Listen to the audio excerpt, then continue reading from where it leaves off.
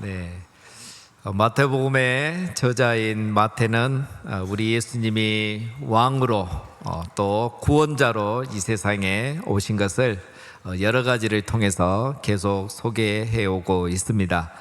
첫 번째는 예수님의 계보라고 했습니다. 우리 예수님은 다윗 왕의 후손으로서 구원자로 이 세상에 오셨다고 소개를 했습니다. 두 번째는 동방박사들이 아기 예수님께 찾아와서 예물을 드리고 경배하는 것을 보면 우리 예수님은 모든 나라의 왕으로 구원자로 오셨다는 것을 또 소개했습니다. 세 번째는 우리 예수님의 탄생과 삶을 보면 그것은 우연이 아니고 구약의 예언이 성취되어가는 과정이라는 것을 마태가 구약 성경을 인용하면서 소개해주고 있습니다. 바로 우리 예수님은 구약의 예언대로 말씀대로 오신 구원자라는 것을 말하고 있는 것이죠. 자, 오늘 네 번째는 세례 요한을 통해서 계속 증거를 하고 있는데요. 세례 요한을 통해서는 크게 두 가지를 통해서 전해주고 있습니다. 첫 번째는 세례 요한이라는 인물 자체이죠. 구약의 마지막 선지자였던 말라기 선지자가 예수님이 오시기 전에는 엘리야라는 선지자가 먼저 나타날 것이라 라고 말했는데, 바로 그 엘리야는 세례 요한을 말하죠. 세례 요한이 예수님보다 먼저 나타나서 예수님의 오심을 미리 예고를 했었습니다. 바로 이 세례 요한이 말라기 선지자가 말하던 그 엘리야의 역할을 했던 사람이고, 그 세례 요한이 오실 메시아 예수 그리스도를 소개한 것을 보면 바로 우리 예수님이 구약에서 예언하던 그 메시아 구원자라는 것을 알 수 있다라고 마태는 지난주에 우리에게 전해주었습니다. 자, 오늘 두 번째는 이제 세례 요한이 전하는 내용을 통해서 우리가 살펴보는데요. 바로 이걸 봐도 우리 예수님이 구원자라는 것을 알 수 있다고 마태는 강조하고 있습니다.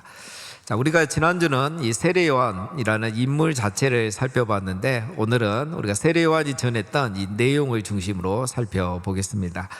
여러분, 세례 요한이 광야에서 외쳤던 말씀은 바로 이 말씀이죠. 그때의 세례 요한이 이르러 유대 광야에서 전파하여 말하되 회개하라, 천국이 가까이 왔느니라. 마태는 요한이 했던 많은 설교를 한마디로 요약을 했습니다. 회개하라, 천국이 가까이 왔느니라. 요한이 여러분 얼마나 많은 설교를 또 오랫동안 했겠습니까? 그런데 그것을 한마디로 요약하면 바로 회개하라, 천국이 가까이 왔느니라. 즉 핵심은 이 한마디라는 것입니다. 자, 요한이 먼저 했던 말은 회개하라는 말입니다. 왜냐하면 천국이 가까이 왔기 때문입니다.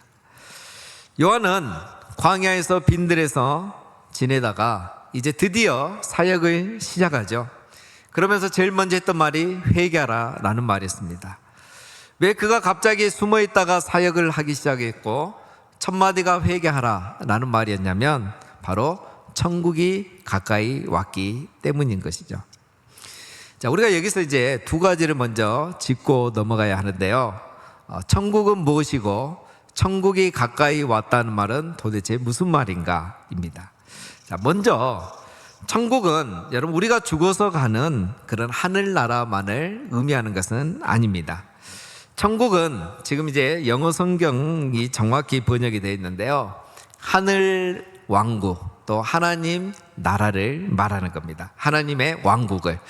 그래서 성경에 보면 하나님 나라라 하지 않고 뭐라고 합니까? 하나님의 왕국이라고 이렇게 영어 성경에는 되어 있죠. 천국이라고 하면 우리가 이제 죽어서 가는 이런 공간 개념으로 먼저 생각하기 쉬운데, 왕국이라고 하면 왕이 통치하는 통치 개념으로 생각하게 되는 겁니다. 즉 마태가 지금 강조하는 것은 천국이라는 공간을 강조하는 게 아니라 이 왕국이라는 통치를 강조하는 거죠. 우리의 관심은 이후에 우리가 갈 천국이라는 공간이지만 오늘 마태가 강조하는 것은 왕국이라는 이 통치를 강조하고 있는 것입니다. 자, 그러면 우리가 정리할 수 있습니다, 여러분. 하나님 나라는 어떤 것인가? 하나님의 왕국은 어떤 것인가? 우리가 그냥 왕국이라는 단어를 잘 사용하지 않기 때문에 그냥 편의상 하나님 나라라고 이렇게 표현을 합니다. 자, 하나님의 나라는 어떤 것입니까? 하나님의 나라는 하나님이 다스리는 것이 하나님의 나라입니다. 하나님이 다스리시고 하나님이 통치하시는 것이 하나님의 나라예요. 이 세상 어디든지 누구든지 그곳에 하나님의 다스림과 통치가 임하면 그곳이 바로 하나님의 나라가 되는 것입니다. 그러면 하나님의 나라가 가까이 왔다는 것은 또 무슨 의미일까요? 그것은 바로 하나님의 통치가, 하나님의 다스림이 곧 시작이 된다는 뜻입니다. 그럼 어떻게 하나님의 다스림과 통치가 시작이 되고 언제부터 그게 시작이 되느냐라는 거죠. 그것은 바로 우리 예수 그리스도가 오심으로 시작이 되는 겁니다. 좀 더 정확히 말하면 예수 그리스도가 공생애를 시작함으로, 더 정확히 말하면 우리 예수님께서 이제 십자가에 죽으시고 부활 승천하심으로 하나님의 나라가 이 땅에 본격적으로 임하고 다스림과 통치가 본격적으로 시작이 되는 겁니다.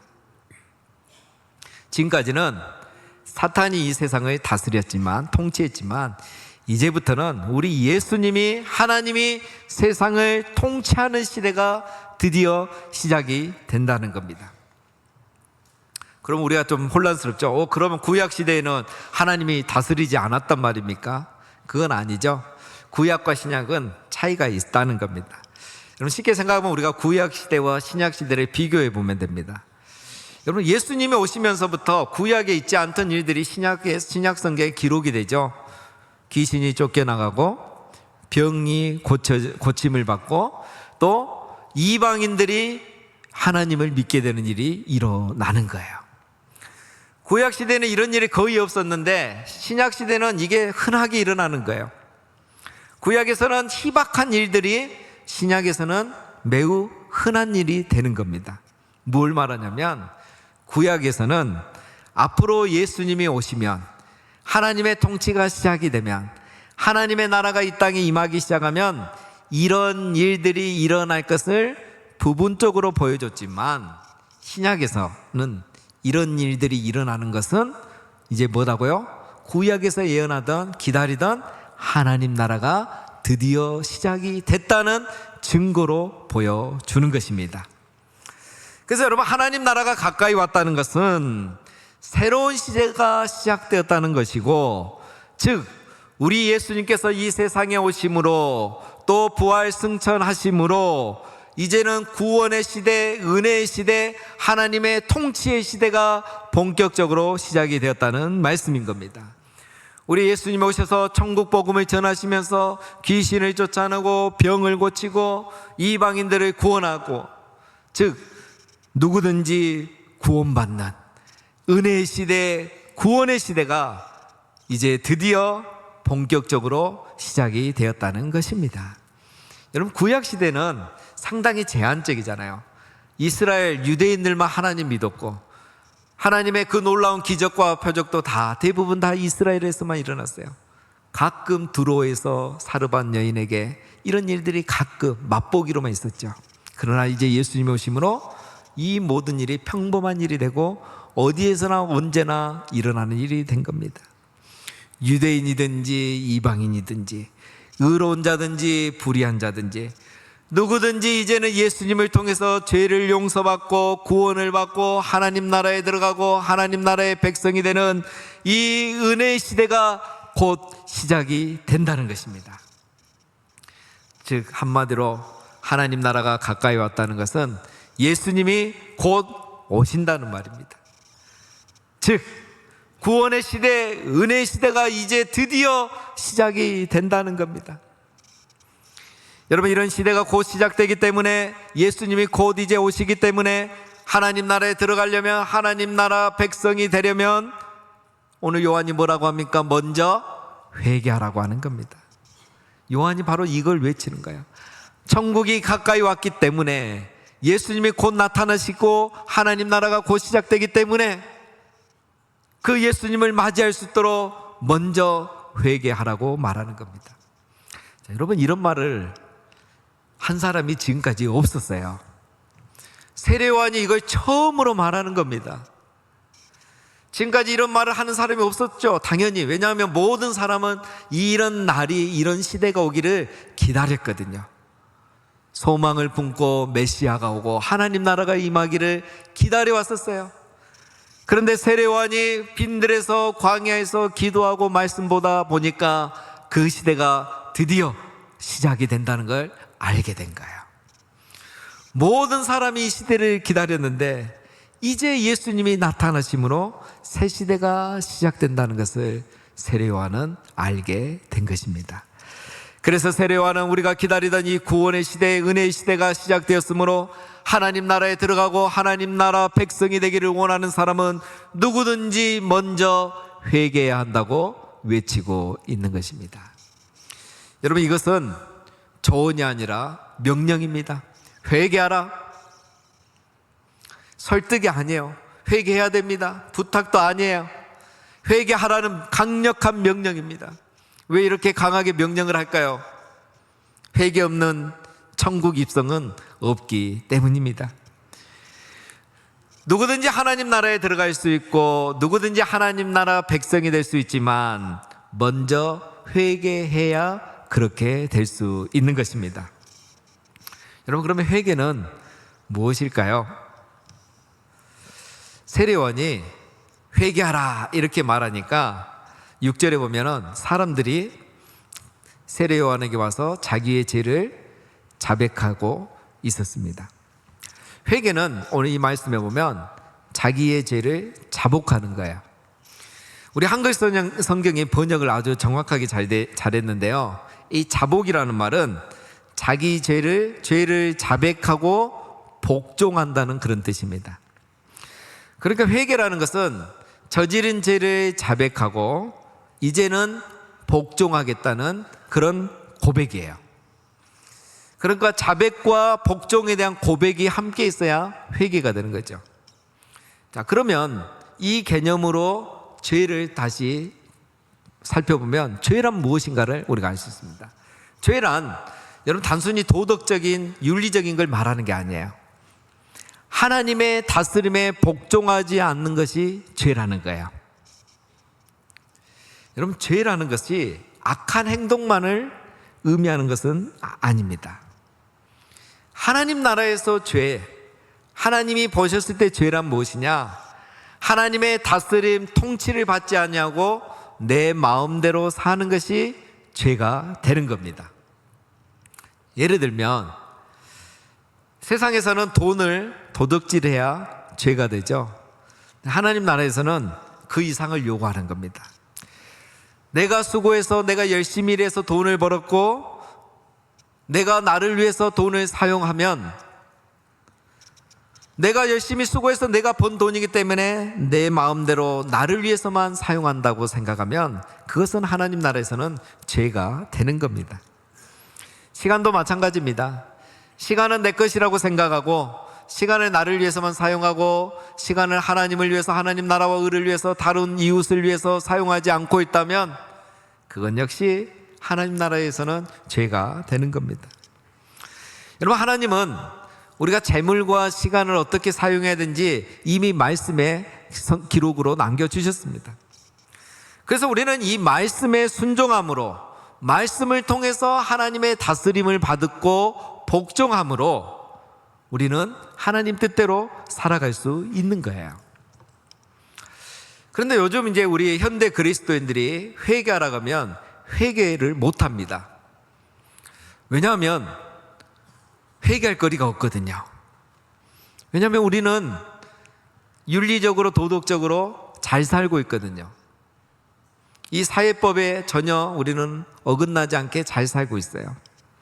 바로 우리가 죄를 도덕적이고 윤리적인 개념으로만 생각하기 때문에 회개를 하지를 못하는 겁니다.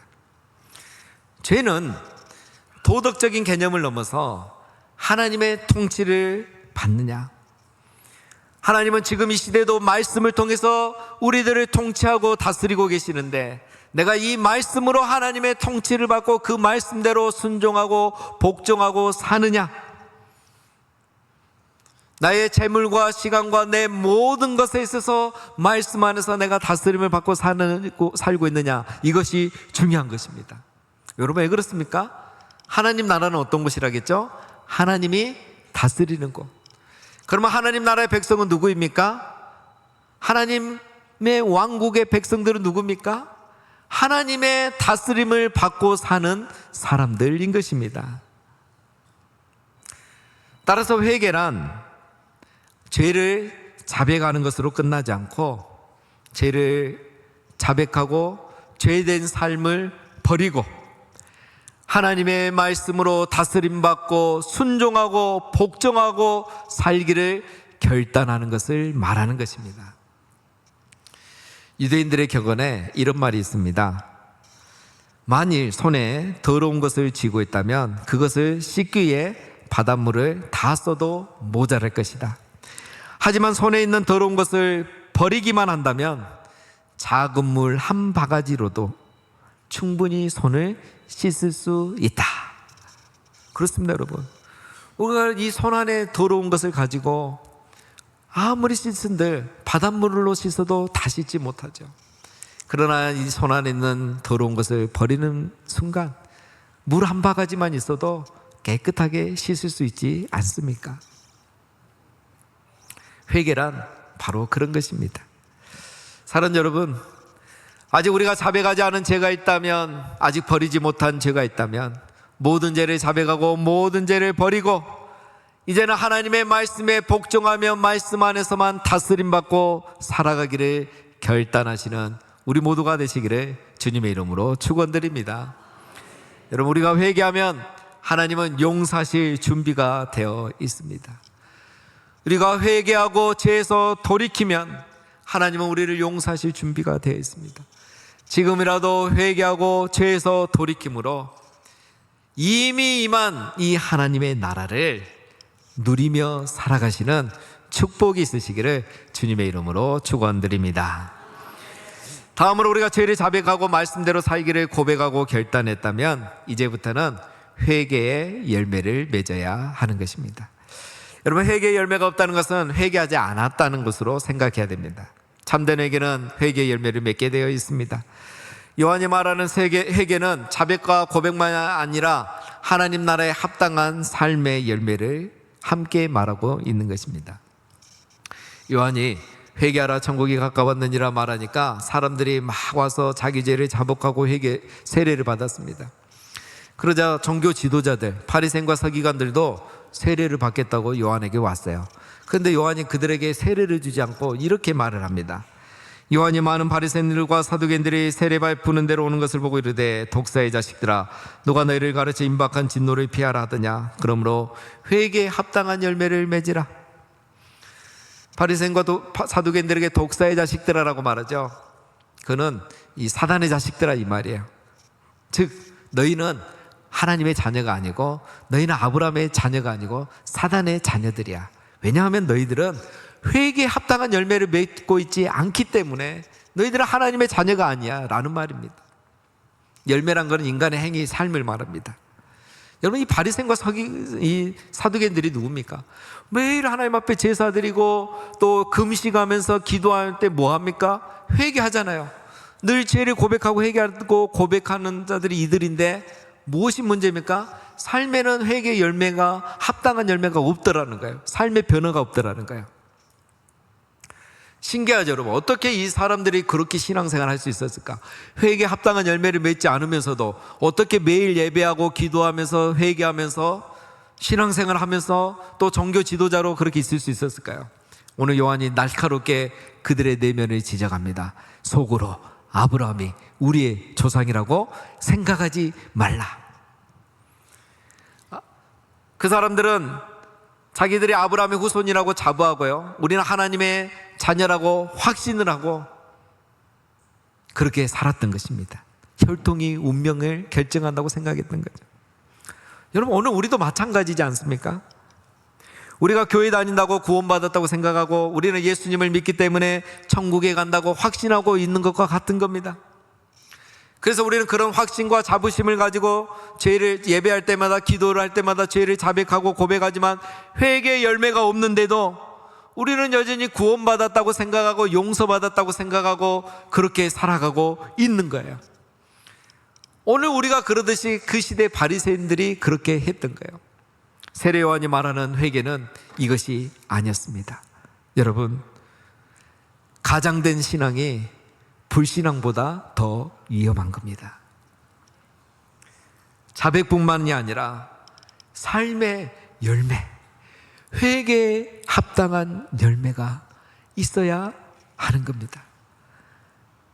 하나님 나라의 백성은 회개함으로 되는 거지만 정말 하나님 나라의 백성이 맞는지는 이 열매가 있느냐로 판단할 수 있는 것입니다.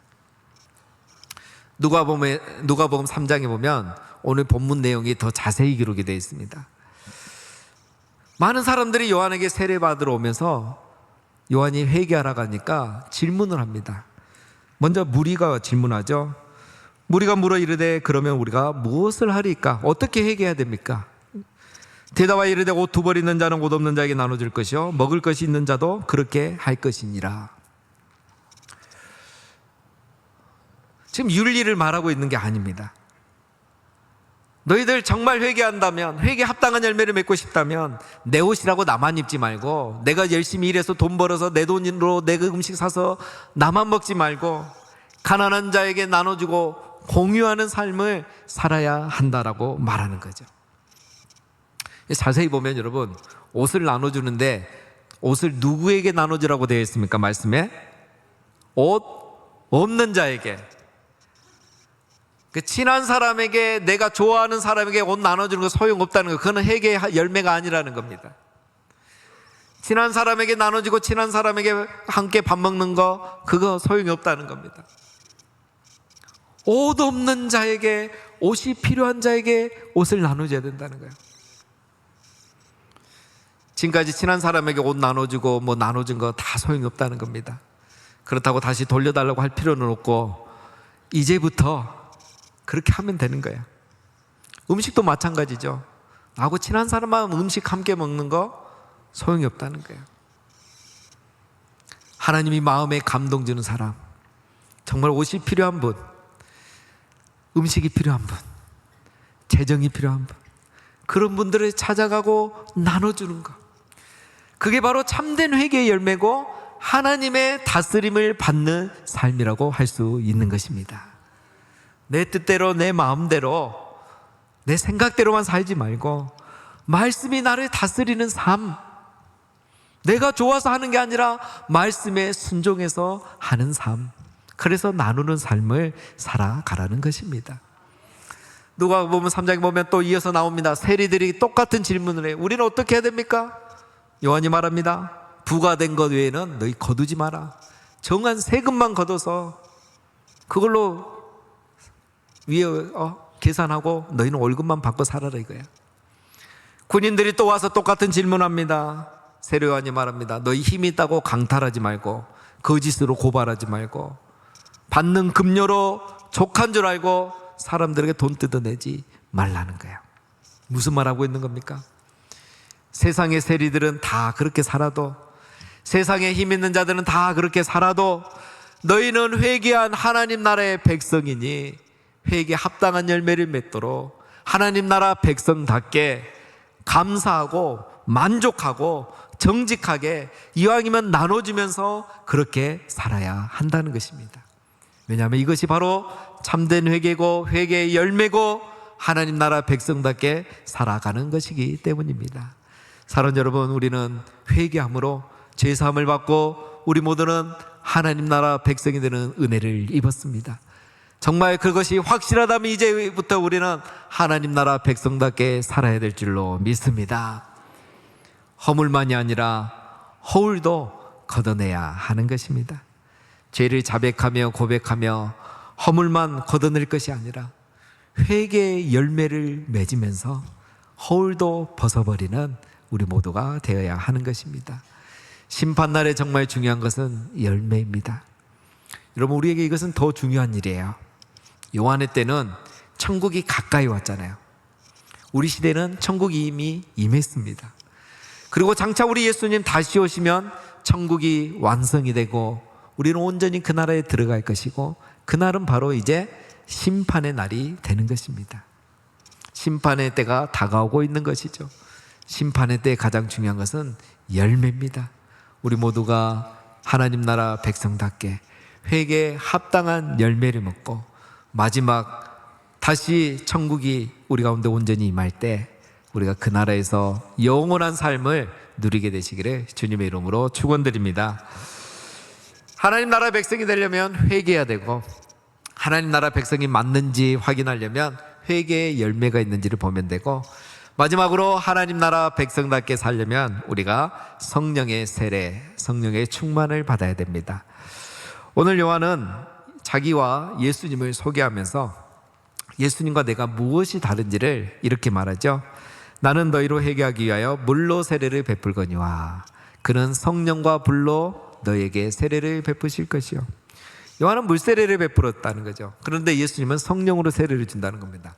이 물세례라는 것은 회개 세례를 말하는 거죠. 즉 지금까지 우리가 살펴본 것, 자기 죄를 고백하고 이제는 하나님의 백성답게 회개 열매를 맺으면서 살겠습니다. 고백하고 받는 의식이에요. 그래서 이 물세례, 회개 세례는 여러분 평생에 그냥 한 번만 받으면 됩니다. 의식이기 때문에. 근데 간혹 이제 군대에서 이렇게 세례 받는 분이 있죠. 군대에서 이제 초코파이의 유혹에 세례를 받았다가 이제는 내가 신앙생활 제대로 하고 싶습니다 해서 다시 세례를 받겠다는 분이 간혹 계셔요. 이제 그러면 그 마음이 참 귀하기도 하고 또 본인이 원하면 이제 세례를 이렇게 베풀기도 합니다. 그러나 우리가 물세례는 2번 받을 이유는 사실 없습니다. 자, 그러나 성령 세례는 다릅니다. 성령 세례는 물세례는 상징적인 행위이지만 성령 세례는 실제 구원과 연결되는 거예요. 자, 여러분, 우리는 성령 세례를 언제 받았습니까? 우리가 예수 그리스도를 믿을 때 우리는 성령의 세례를 받은 겁니다. 우리가 예수님 안 믿으려고 했는데 성령이 우리 안에 임하셔서 감동을 주셔서 우리가 예수님을 구주로 믿게 된 것이죠. 성경에 보면 또 누구든지 성령으로 아니하고서는 누구든지 예수 그리스도를 주라 시인할 수 없다 그랬습니다. 즉 성령이 우리에게 임했기 때문에 우리가 예수님을 구주로 영접한 겁니다. 그래서 우리가 예수님을 믿고 구주로 영접했다는 것은 성령이 우리 안에 임했다, 성령으로 세례를 받았다는 것입니다. 자, 그런데 여기서 끝나는 것이 아니라는 거죠. 우리가 회개를 했지만, 성령을 받았고 회개를 했지만 우리가 하나님 나라 백성답게 살지 못하기 때문에 우리는 계속 성령으로 세례를 받아야 한다는 것입니다. 그런데 우리는 이미 성령으로 세례를 받았기 때문에 또 세례를 받을 필요는 없고 이미 우리 안에 계신 성령의 다스림을 받아야 되는 거죠. 그걸 이제 다른 말로 성령의 충만함을 받는다 이렇게 말하죠. 우리가 편의상 성령 세례 이렇게 같이 쓰는데 뭐 크게 차이는 없습니다. 사도 바울의 에베소 교회 말하죠. 술 취하지 말라 이는 방탕한 것이니 오직 성령으로 충만함을 받으라. 여러분, 하나님 나라 백성에게 오늘 우리에게 중요한 것은 바로 이제 이겁니다. 오직 성령으로 충만함을 받아야 하는 것입니다. 여러분, 우리가 죄는 자백하지만 하나님의 다스림을 받지 않고 살아가고 있는 이유가 무엇입니까? 허물은 벗고 허울은 벗지 않으려는, 회개는 하는데 회개의 열매는 없는 것. 성령으로 세례를 받고 예수님이 구주라고 믿고 구원의 확신이 있다고 하고 살아가고 있는데 하나님 나라 백성답게 세상의 세리와 세상에 힘 있는 자들과 우리가 다르게 살아가지 못하고 있는 것. 그것은 무엇 때문입니까? 바로 우리가 성령의 다스림, 성령의 충만함을 받지 않았기 때문인 것입니다. 내가 처음 믿을 때 성령 세례 받은 거 가지고 10년 전에 5년 전에 처음 교회 나왔을 때에 그때 그 뜨거웠던 그 하나 생각하면서 내가 지금은 회개가 사라졌는데도, 하나님 다스림을 받지 않고 있는데도 우리 안에 회개가 사라진 것입니다. 그래서 바리새인들이 아브라함의 자손이라고 자부하면서 경각심이 없듯이 오늘 우리는 구원의 확신을 갖고 나는 하나님 나라에 갈 수 있다는 이 확신을 가지고 경각심이 없이 살아가는 겁니다. 도끼가 나무 뿌리에 놓여 있다고 말해도 경각심이 없는 겁니다. 예수님의 오심으로 하나님 나라가 이미 땅에 임하였고 우리 예수님 다시 오실 때 하나님의 나라가 완성되고 완전히 이곳에 임할 때, 그때는 심판의 때가 시작되는데 오늘 우리에게는 경각심이 없는 것입니다. 죄에 대한 개념이 다르기 때문에 회개를 할 줄을 모르는 것, 성령으로 충만하지 않기 때문에 옛날 신앙 가지고 오늘도 회개의 열매가 없이 살아가는 것입니다. 그러나 사랑하는 여러분, 아직은 다행인 것은 도끼가 이미 놓여 있지만 아직 회개할 기회가 있기 때문인 겁니다. 하나님 나라가 이미 우리 가운데는 임하였지만 하나님의 나라는 아직 완전히 임하지 않았습니다. 예수님이 다시 오실 때 완전히 임할 겁니다. 그 말은 지금 이 시간은 우리에게 기회이고 은혜이고 구원받을 만한 때고 은혜 받을 만한 때라는 사실입니다. 사랑하는 성도 여러분, 우리가 어떻게 참된 회개를 하며 회개의 열매를 맺으며 성령의 충만함을 받으며 하나님의 말씀으로 정말 다스림을 받으며 하나님 왕국의 백성답게 살아갈 수 있겠습니까? 그것은 이제 우리가 도시의 소음을 뒤로 하고 광야의 소리에 귀를 기울여야 하는 것입니다. 다시 여러분 이 마태복음 3장의 장면을 생각해 보시기 바랍니다. 오늘 이스라엘 백성들이 광야에서 외치는 자의 소리, 이 천국 복음을 들을 때에 어떤 일이 일어납니까? 회개하고 자기 죄를 자복하고 회개의 열매를 맺고 천국 백성답게 살아가는 이 놀라운 일이 광야의 소리를 들을 때 일어나고 있는 것입니다. 여러분, 우리는 도심 속에 살지만 우리는 여전히 항상 광야의 소리를 들어야 됩니다. 이 도심의 소음, 사람들의 소리, 세상의 소리, 끊임없이 우리에게 행복이라는 것으로, 번영이라는 것으로, 성공이라는 것으로, 안정감이라는 것으로 끊임없이 우리에게 외치는 그 도시의 소음, 세상의 소음에 귀를 기울이면 우리는 열매 없는 쭉정이가 되고 마는 것입니다.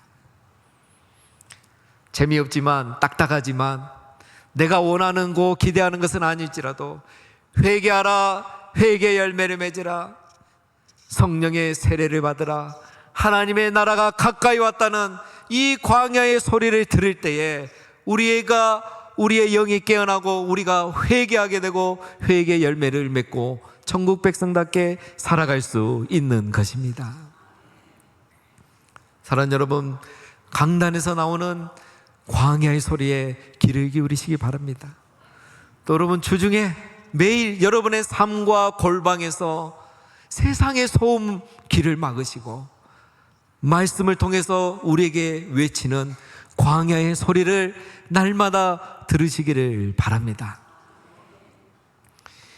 요한의 시대에 천국이 가까이 왔고 예수님 시대에 천국이 시작되었고 이제 우리 예수님 다시 오시면 천국이 완성될 것입니다. 그때가 되면 열매 없는 쭉정이는 불살라지고 알곡은 완성된 천국 곳간에 드리겠다고 오늘 세례요한이 말해주고 있습니다. 사랑하는 성도 여러분, 우리 모두 다 가장된 신앙에서 벗어나서 세상의 소음이 아니라 이 광야의 소리를 주일마다 또 여러분의 골방에서 매일매일 들으시면서 회개의 열매를 맺고 성령의 충만함을 받고 천국 백성답게 살아가심으로 이미 임한 이 천국을 날마다 누리며 사시고 우리 주님 다시 오시면 완성된 그 천국에서 영원히 살게 되는 축복이 있으시기를 주님의 이름으로 축원드립니다.